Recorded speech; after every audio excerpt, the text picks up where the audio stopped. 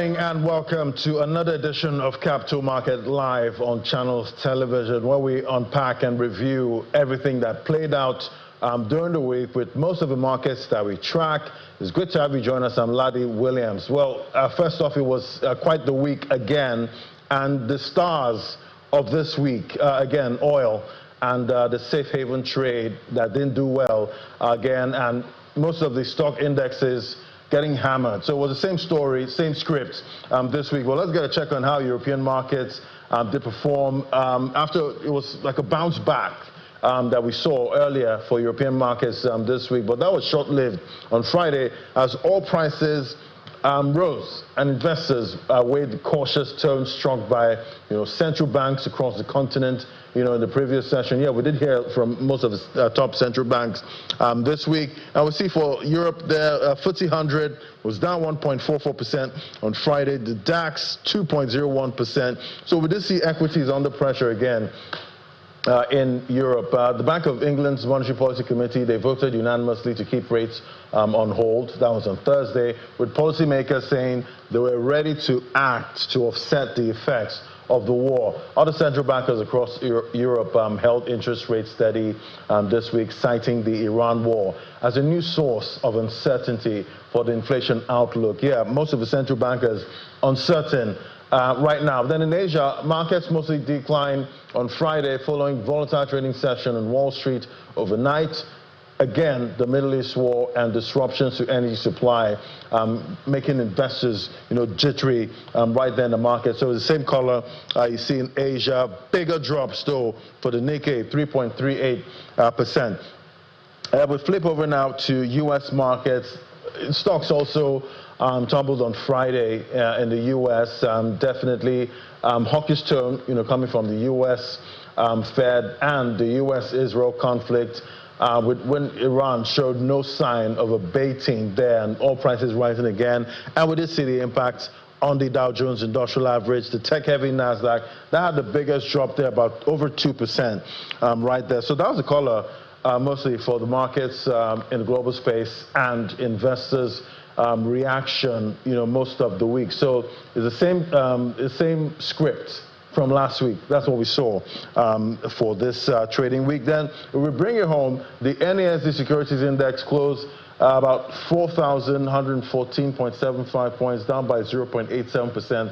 That's for the trading week. However, activity closed mostly positive. Then we did see UBN Property Company PLC. That led gainers with a 10% jump. On the flip side, Geofluids PLC saw a 2.58% dip, while Franklin Campina Wamco Nigeria PLC dominated trade by value. That's for the NASD. Then we take it on to the NGX. The All Share Index finished in the green. I'm sure you heard me before now, and definitely most of the markets were in the red globally. But again, we see the NGX there with a stellar performance, hitting new levels, a new milestone, over 200,000 for the index, with market capitalization hitting 129.126 trillion. Trading activity closed mixed for the week. And then for sectoral performance, that was also mixed with industrial goods leading with a 9.67% rise. Several stocks also delivered standout gains, led by John Holt PLC, Bois Cement PLC, Premier Paints PLC. Meanwhile, losses were seen in names like Zicker's Agro Allied Industries PLC, Presco PLC, and Dark Communications PLC. The most traded stocks we see eTransact International PLC, FCMB Group, and Wema Bank PLC, the top the trades for the week, this week. All right, on the data front, we did get inflation data. Nigeria's official inflation rate eased further to 15.06% in February, down from 15.10% in January, marking the 11th consecutive month of disinflation. That's according to data from the National Bureau of Statistics. So they have numbers there for urban inflation. That was 15.53%. Rural inflation, 13.93%. And we see core inflation, that was at 15.88%, decelerating from 17.72%. Also, another top story this week, Nigeria's capital market is set to move to a T+1 settlement cycle from May 29th, 2026, meaning securities transactions will be completed one business day after the trade date instead of the current 2-day cycle. And remember, this current one was cut from T+3. The Central Securities Clearance System, they say the reform is designed to speed up post-trade processes, allowing investors to receive funds and securities faster while reducing settlement risk. Under the transition plan, trades executed on May 28th under the current T+2 system and those on May 29 under the new T+1 cycle will both settle on June 1st, 2026, marking the start of the faster settlement. So definitely, I'm sure investors will be looking out for that one. I guess it's the Oliver Twist in us at this point. We'll be looking for T. That means the day you make that transaction, you get value. So we're definitely going to be looking out for that. And, you know, it'll be interesting to see how, you know, that impacts the markets, you know, going forward. Also, how it impacts investor sentiment and all of those stakeholders that help us, you know, keep the stock markets and capital market in Nigeria moving. We'll definitely, I'm going to explore all of that. And we're going to be having a conversation today. We're going to be touching on everything that's played out so far in Nigeria's capital market.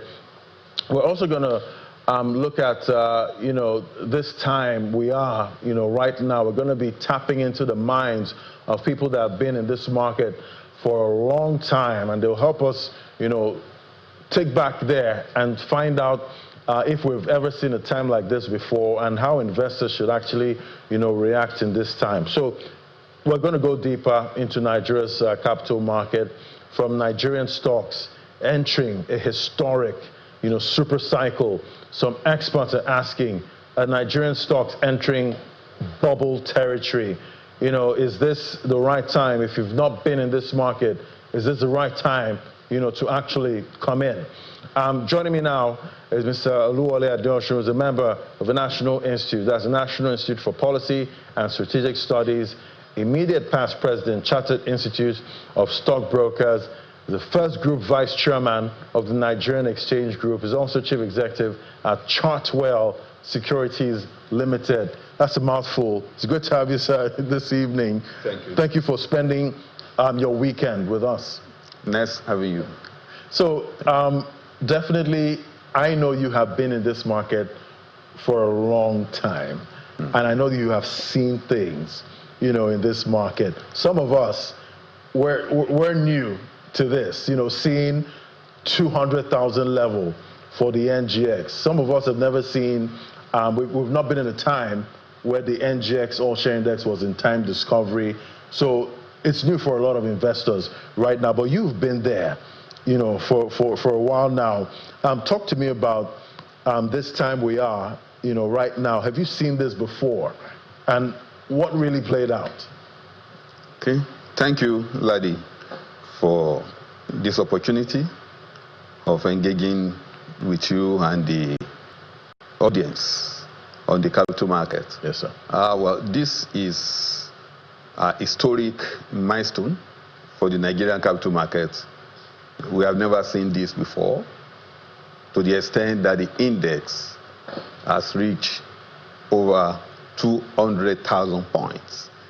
The index started from 1984 from a base figure of 100 points. And the index has been moving progressively over the years since 1984.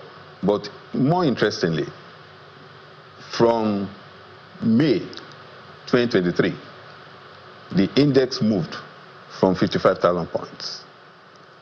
And why did it move? The index moved because of news in the market, news about the reforms that Nigerians have been longing for.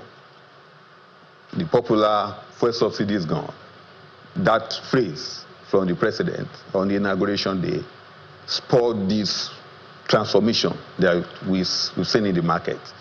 That being a problem that the nation has been grappling with over the years, the issue of subsidy.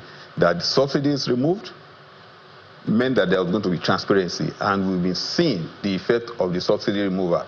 It's led to more public funds being available to the various levels of government to spend that will impact the general public in the infrastructures and the level of supply of funds within the economy.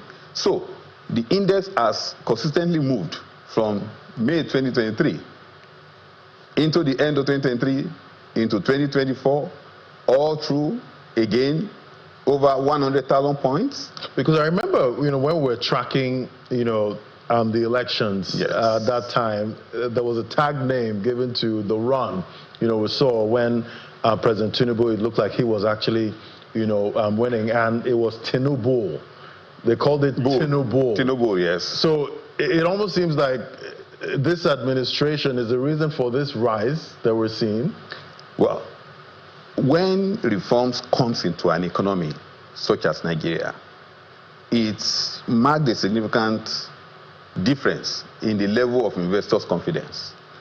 There has been increase in level of investors' confidence that we have witnessed since May 2023, and it has been sustained because the administration has been doing a lot of improvement. Look at the foreign exchange market.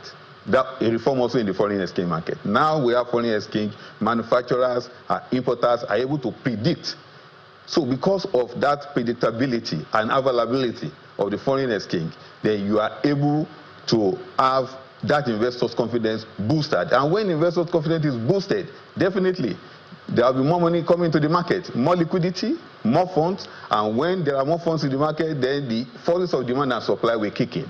When you have more funds in the market ready to buy, then the prices will keep moving up. Right. And that is what has happened. Right. So definitely we did get the catalyst, yes, in 2023. So I'm wondering, everything that has happened so far, we've been hitting new highs, ever since then.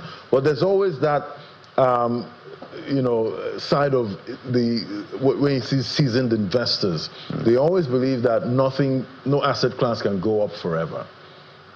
Some are already calling for, trying to predict when this bubble, they're saying it's a bubble that might burst, soon. That's talking about the stock market. And I'm wondering how you stockbrokers are seeing what's playing out, right now. Is it a right time to actually still be invested, heavily?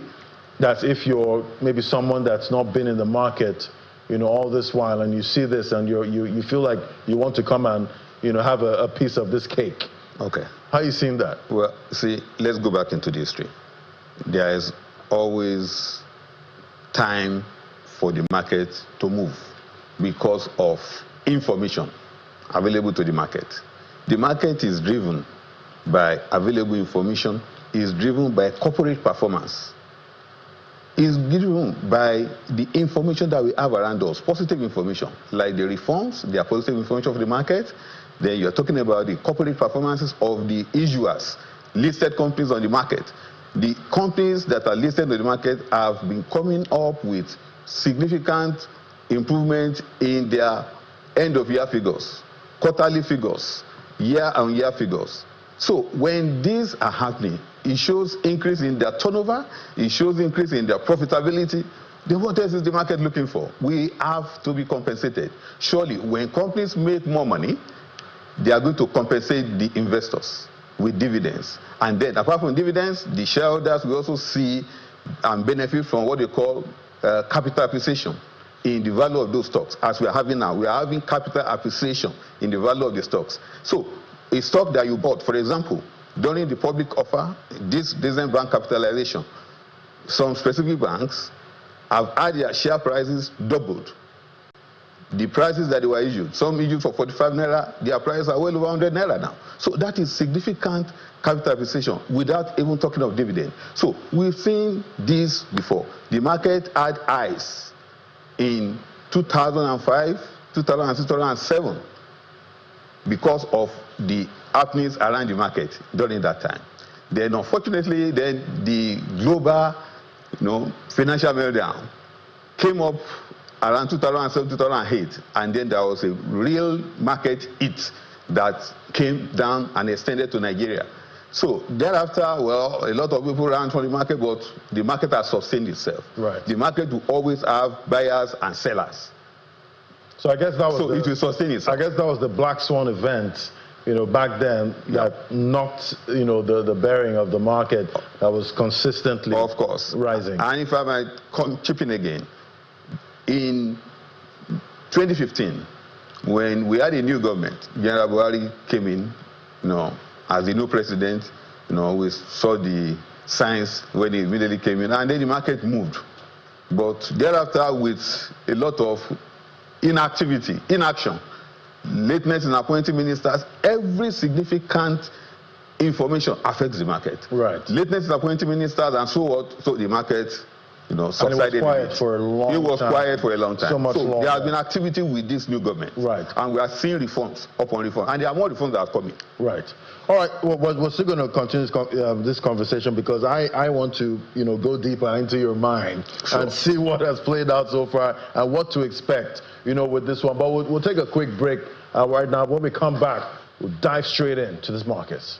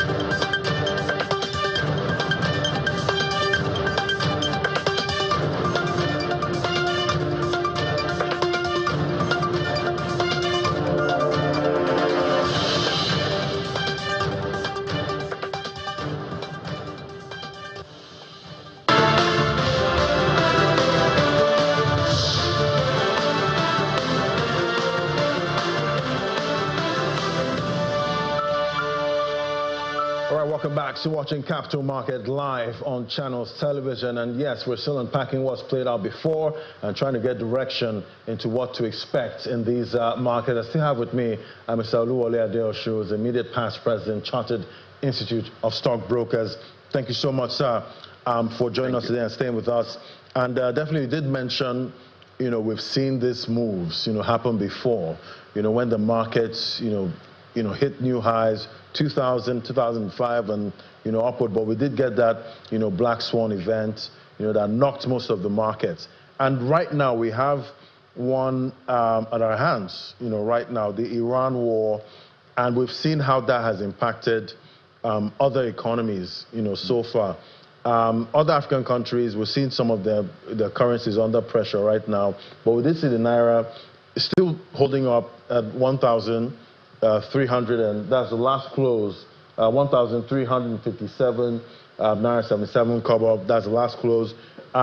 Then we're seeing other stock markets hammered, right now. If you're looking at the Middle Eastern region, the UAE, those markets have seen, hits that we've not seen in a long time. But you come to the NGX, and, we're seeing a year-to-date gain of over 20%, so far, when other markets have retreated, so much on the back of this war. There you have it, 29.27% year-to-date. Great. If you're looking at, the markets in the US, Europe, they've been hammered starting off March. But we're still, moving strong here. Talk to me about, how you stockbrokers are looking at this. Are you getting nervous, seeing what's playing out with Iran, even though we're still seeing the NGX rally? Yeah. When there's a crisis in a country, then the market is bound to react, because the market is the barometer for testing the economy, as we say it in the capital market. So in the countries in the Gulf area, the Middle East area, they are all affected. Iran shooting into all of those areas now. So when there's a crisis in a country, the market will have to take a retreat. Now, in Nigeria, there is no crisis here of the war magnitude in Nigeria, and the possibility of it coming to Nigeria is quite remote. But the area where it's going to affect us is in the energy sector. Oil and gas, energy sector. It's interesting you mentioned that, sir, because looking at the South Africa index, it's dropped from 120 highs to about 100 and maybe 14, or no, I think below 100 and maybe 109 or so now. Okay. And definitely, they're not directly impacted, by the war.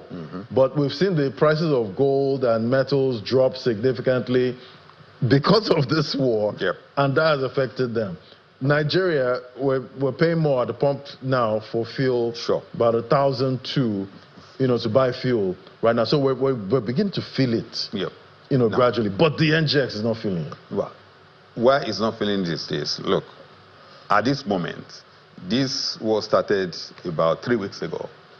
Now, the effect is being particularly felt in the areas where the oil and gas does affect. Transport is being affected significantly because price of transportation has gone up. The pump price has gone up, and it's going to affect companies. The companies that are listed on the exchange. It's going to affect their energy costs. It's going to affect their sales and distribution costs, because they got to move their goods, particularly the fast-moving consumer goods companies. They're going to move their goods to their customers in various locations. So that is going to affect part of their overheads. And we hope this war will subside very soon. We're hoping for de-escalation. Very soon for de-escalation, and it's not going to go on forever. So definitely it's going to affect the bottom line of companies, because they're going to pay more. The staff may demand for more salaries, so it's going to affect overheads. But the effect will not be so much significant, particularly if we are able to wrap up this war in the month of March. Right. And we can move forward. Okay. So the NGX, we know, we are feeling it, but it's not yet manifested yet, because there are triggers that the market at this moment is expecting. Whereas this is the season we're expecting results of major companies to be released. Some results have been released, but the major ones, the banks, their results are coming very soon. In the next 2-3 weeks, their results will be cleared by the central bank, and then it will be released to the market. And we're expecting bumper results from the banks. We're expecting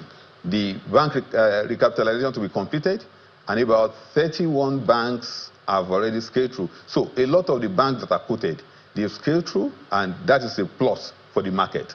Then the reforms that are coming, that we have currently, and the additional reforms that are still going to come from the government, aim at lifting this economy into the $1 trillion we have range. More catalysts. Yes, there are more catalysts. Waiting. Exactly. There are more catalysts in the waiting to trigger. Things in the pipeline. For example, another significant issue that is coming up very soon is the listing of Dangote Refinery and Petrochemicals. That is a major trigger.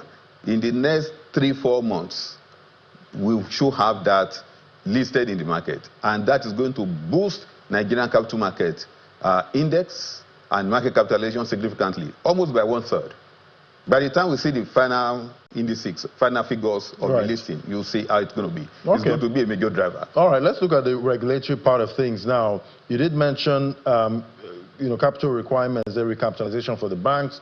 The capital market operators also, are involved in, raising capital, at this time. How's that going, so far? We're also seeing the CNCS talking about T+1, moving us from T+2 to T+1. So that's also interesting. What are you seeing there? Those are interesting developments in the market. One, let me talk about the CSCS, improvement.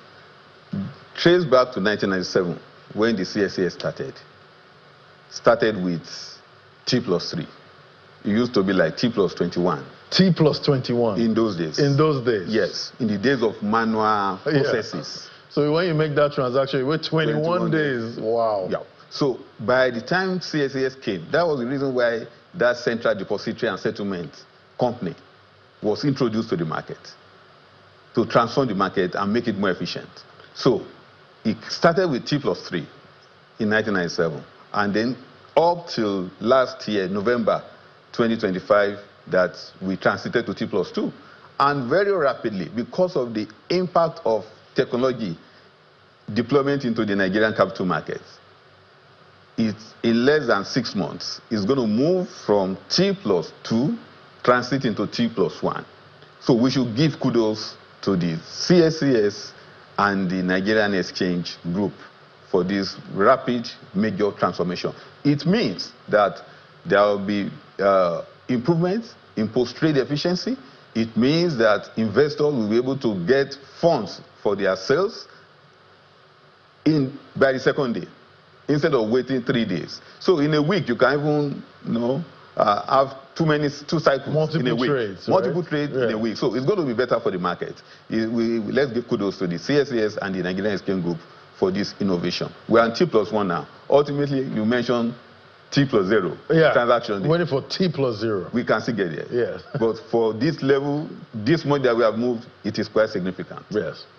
Then for the CMOs, raising capital, how's that looking? Well, for the CMOs, the regulator, the Security and Exchange Commission, January 16th came out with new capitalization requirement for CMOs. Yes. I think the last time we had this capitalization was about 2014, 2015. So about 10 years in between.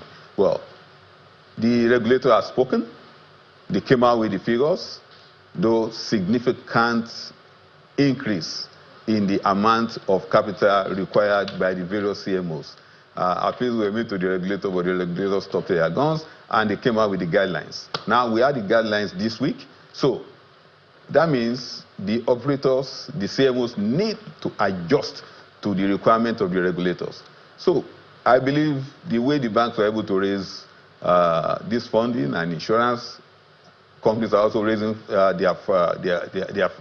raising funds for their capitalization, the capital market operators too will be able to raise funds. But perhaps it might be more challenging in the case of the operators, different from those companies that are banks or insurance. Right. But nevertheless, we expect the CMOs that course across various trade groups to work on bringing in additional capital to meet all the regulatory requirements. And where they cannot meet it up, there are opportunities for mergers, collaborations. Fantastic. Look for partners that you can work together with and begin the discussion. The discussion starts from this coming week. No problem. Well, so much to unpack. But we want to plead that the timing appears too short between now and next year, June. But we will keep on appealing to the regulator to grant further extension. So much to unpack today, but we'll definitely continue, this conversation. Thank you so much, Mr. Oluwole Adeosun, who's the immediate past president, Chartered Institute of Stockbrokers. Thank you for sharing your weekend with us. Thank you. Thank you for having me. Thank you, sir. All right, and that's the show today. Thank you so much for watching. Definitely hope you have direction going into the next trading week next week. Thank you for watching. I'm Ladi Williams. Bye for now.